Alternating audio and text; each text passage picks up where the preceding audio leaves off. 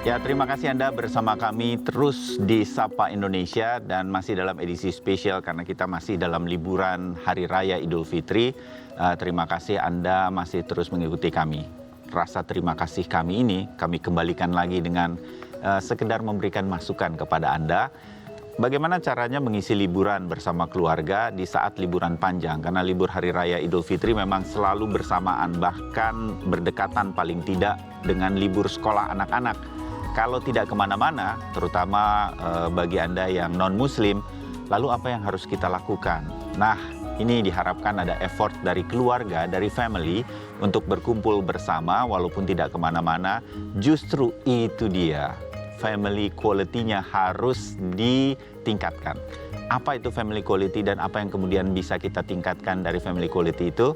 Saya menjelaskannya nanti harus bersama seorang kolega sesama dari Kompas Gramedia. Kompas TV juga punya nakita.id. Selamat pagi Mas David Togatorop.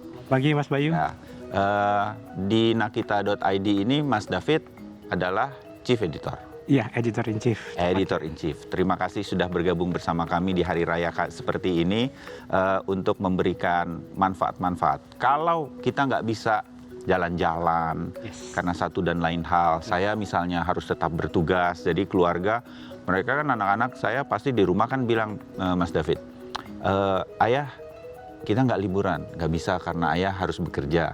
Nah, tetap harus liburan dalam tanda petik, harus ada family quality. Seperti apa sih sebenarnya Mas David itu?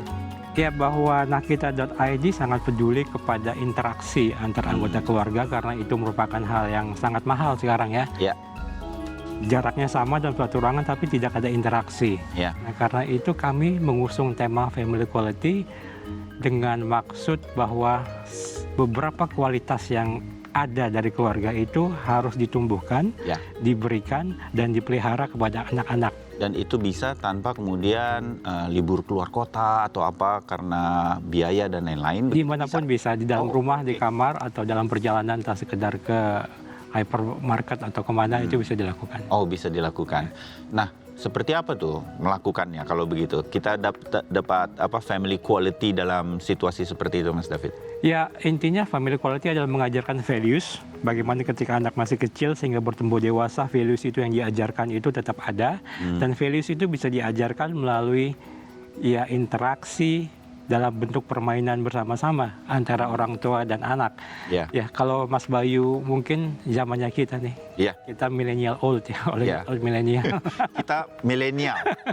Ya, akhirnya saya punya teman juga. Kita milenial pada zamannya Mas David, ya kan? Ya, sedikit kolonial mungkin. Ya, kita sangat akrab dengan yang namanya benda-benda yang bukan gadget seperti sekarang. Misalkan board game ya. Ya, nih seperti yang ada di meja nih. Siapa yang nggak kenal di era saya ini ular tangga, ini permainan paling seru. Kemudian ada Ludo, ada Monopoli, ada Halma, bahkan catur sebetulnya salah satu yang juga kita mainkan. Dan mengisi kekosongan kalau guru nggak ada di sekolah tuh kita ngambil papan catur di itu udah keren guru. Banget itu ya. Udah keren bener pada waktu itu.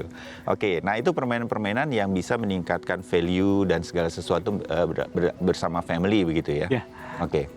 Bentuk ini adalah board game yang sebenarnya di gadget ada, tetapi itu tidak disarankan karena kita mau bermain secara kontak fisik, dan secara kontak fisik di sini adalah kebersamaan yang mempunyai beberapa manfaat, Mas Bayu ya. Ada kurang lebih 5 manfaat ketika anak bersama orang tua berinteraksi bermain board game.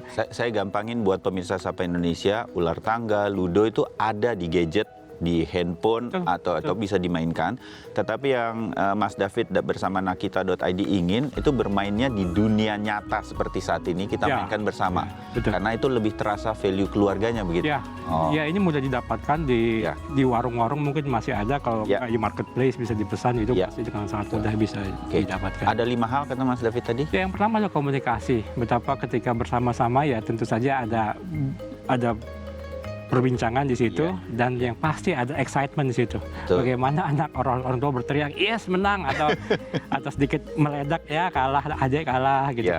Kalau cari di dadu ini angka 6 supaya keluar dan bisa jalan itu setengah mati, betul, kita seru tuh biasanya. Butuhnya 6 keluarnya 1 begitu. Yang kedua adalah ketelitian bagaimana pihak-pihak yang bermain, orang tua dan anak itu harus mengingat peraturan supaya ketika bermain itu tidak salah. Ya. Ya mereka harus teliti membaca peraturan. Biasanya kan ada selembar kertas mengenai apa yang harus dilakukan, apa yang tidak boleh dilakukan. Minimal giliran saja begitu. Ya. Kalau saya salah begitu, ayah, aku dulu, bukan ayah duluan. Dan kemudian kita menghormati aturan itu. Iya betul ya. Di situ semua sama ya. Orang tua dan anak punya giliran, punya hak dan kewajiban yang sama. Berikutnya adalah perencanaan.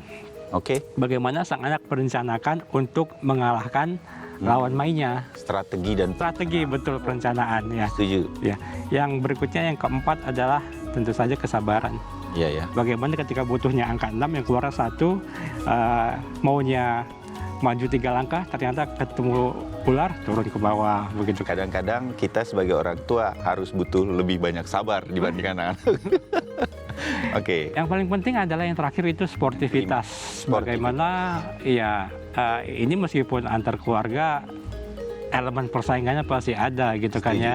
Setuju. Ya orang tua sebagai yang lebih tua pastinya pengen menang. Terus anak yang merasa dia anak harus istimewa pengen menang juga. Tetapi ketika ada pihak yang kalah, ada pihak yang menang, ya itu dianggap sebagai guyup aja.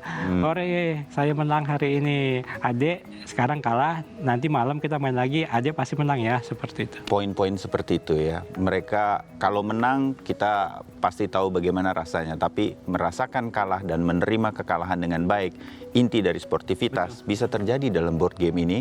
Dan bisa terjadi dengan baik dan kita langsung berinteraksi mengenai hal itu. Values-values seperti itu yang akan diingat oleh anak dan ketika dia bertumbuh dewasa itu akan tetap ada. Ya karena mau tidak mau ketika 10-20 tahun lagi manusia akan tergantikan oleh mesin otomatisasi. Apa yang tidak ada pada mesin yaitu values yang ada dalam diri kita sebagai manusia. Dan values itu tidak bisa tumbuh tiba-tiba tapi harus ditanamkan sejak kecil. Ya. Ini memang permainan sederhana, tetapi nilai-nilainya bisa terbawa sepanjang hidup anak-anak kita sebagai keluarga. Wah, menarik sekali. Dan di bagian pertama kita ngobrol, Mas David, nakitaid.id ini bawa video ya sebagai oleh-oleh mengenai board game begitu ya. Nah, kita saksikan dulu sebagai penutup dari bagian pertama kita ngobrol-ngobrol. Setelah itu saya dan Mas David sudah menyiapkan satu keranjang ini. Isinya nih apa sih ini? Sebetulnya nanti mau bikin apa kita? Isinya semua benda yang ada di rumah sebetulnya. Tetapi itu bisa ditransformasikan menjadi sebuah permainan yang bisa dilakukan bersama-sama oleh orang tua. Oke, tahan dulu Mas David. Kita lihat ini di bagian kedua. Kita lihat video pertama dulu dari nakita.id. Silakan.